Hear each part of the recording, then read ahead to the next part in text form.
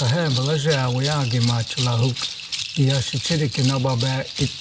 My name is Christian Parrish, Takes the Gun, aka Superman. Come from the Apsalaga Nation right here in Montana, or the Crow Nation is the mistranslation of our people. I am a fancy dancer, hip-hop artist, flute player, father, husband. As a professional artist, I always say that I'm a professional hip-hop artist, but I also use the culture, infuse the two together. Putting the two together was a powerful thing. And we also got the green light, from our own elders who said it was powerful. They said, keep it up. It's good to reach the young people where they're at,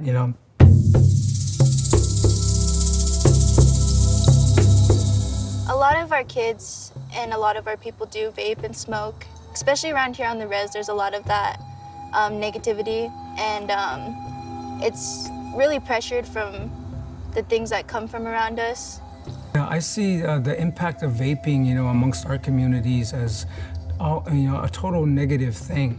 There's a lot of push out there through social media, kind of playing the rhetoric that it's safer than smoking, and it's more accessible, as well as it's easier to hide it in public eye, and that many of our students see this as an everyday thing on different social media platforms, and it's become really normal in their lives. I started vaping when I was 14, and I'm 17 now, and I just stopped about 2 months ago. So when I first did it, I walked past them, I walked to the stall because the whole bathroom was filled with people gripping vapes. And on my way out of the bathroom, I was just gonna walk right out and pass them. This one kid looked at me, he says, "Here, rip that before you leave." And I ripped it. I ended up walking out of the bathroom all stumbling around because of the nicotine rush.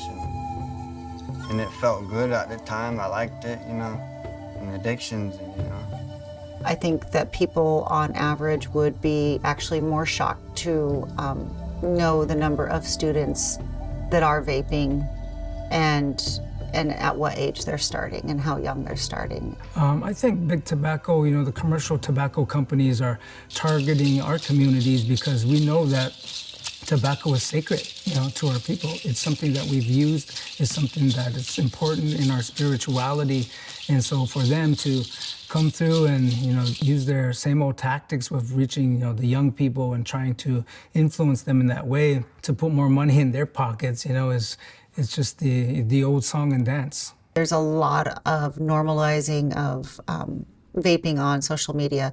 For example, if I go on TikTok right now, I'm sure I could find somebody right here that's trying to sell vapes, and they're putting it out there, and everybody knows where they can go get it. So you could hit 3,000 people with your advertisement for, vape sales. Every day I would take at least something before bed and have it before bed and have it right in the morning. We're not talking about isolated incidents. These are generational issues that many families, whether you're talking about it as a cultural aspect or as a lifestyle aspect, sometimes the adults are also struggling with how to balance their own addictions and using things appropriately. And so they may need some extra support in handling those situations as well. Don't be tricked by these companies because that's what they want to do. They just want your money. And so they're constantly pushing that narrative of this is cool, this is what people are doing, and so I try to let them know, don't be tricked by these companies. I see a lot of kids that are gasping for breath, or they don't have the energy levels that they would if they weren't using. Obviously, the long-term effects in regards to lung damage. Some of the things we're seeing on a side note of individual experiences is that we have some kids that are sharing vapes with multiple people. So you have multiple mouths on a vape, which, as we know, is germs love to spread, and that's a great place.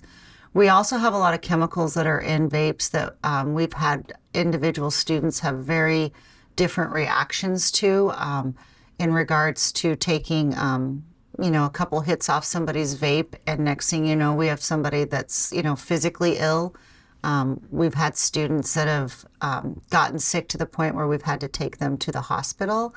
We also have the long-term effects that if they're using regularly with these chemicals, headaches, nausea, irritability, not only along with if it is an addiction-based issue, but also just their body responding to being dependent on something and their body not really thinking that that's a good idea. So.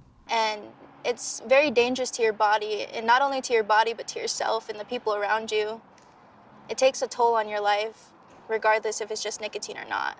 So this is a Ziploc bag full of vapes that just in the last few months have been found at the school. I'd say there's $120, $130 in this bag here alone. When I used to vape, my lungs would have a crack in it. Or not really a crack, but I'd feel it pop somewhere inside of my lungs.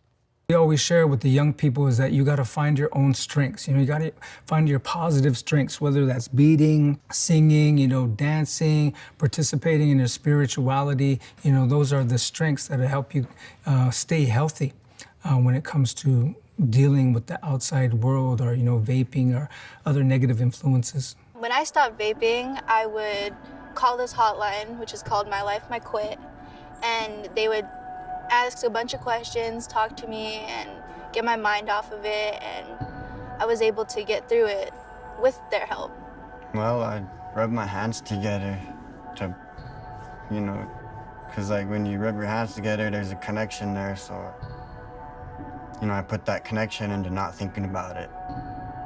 So in sort of a way, I just my mind threw it off itself, I can breathe. I'm a lot more energized. I feel a lot more better about myself. Dancing before when I was vaping was very hard. I couldn't stay on beat, I couldn't stay focused, I couldn't stay within the circle. I was always butting in and out of contests. But once I stopped vaping, I was able to get through a full song. I was able to go out there and stay on beat and have fun. And the biggest advice that I remind myself of, and I try to remind parents and guardians of, is kids. First of all, kids are kids. They're going to push boundaries everywhere they can because that's what they do. And a bad choice doesn't mean they're a bad person. So keeping that in mind, but also the biggest thing is having somebody pay attention. If you're paying attention, they will know. If you're having those conversations with them, if you're hanging out in the spaces that they're hanging out and they know you're there, that doesn't mean they're always going to tell you that they like that and that they're happy that you're there, but that's where all these things come out, is when people are paying attention to them. I would say to adults, set the example, set the example and learn to communicate, with the young people and your own children, I think that if you want our youth to look at vaping as a bad thing, you guys have to influence that on them too.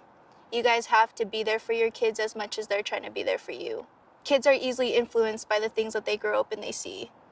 And when an adult is doing something like that, they see it as an okay key to go and do it.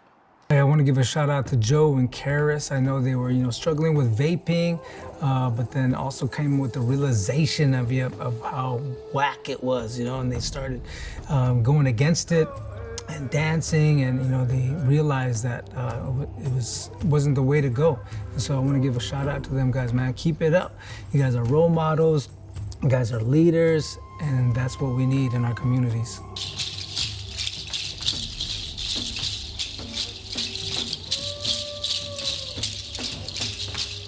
Being a good relative means to me that you gotta take care of the younger ones in the family, and the younger one would come out the smartest one of the group.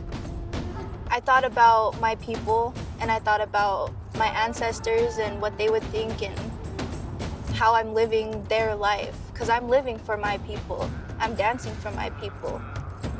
And that's what got me to stop, is I chose my culture. I chose my people. I wanted nothing but better for me and my people. I chose my culture over vaping.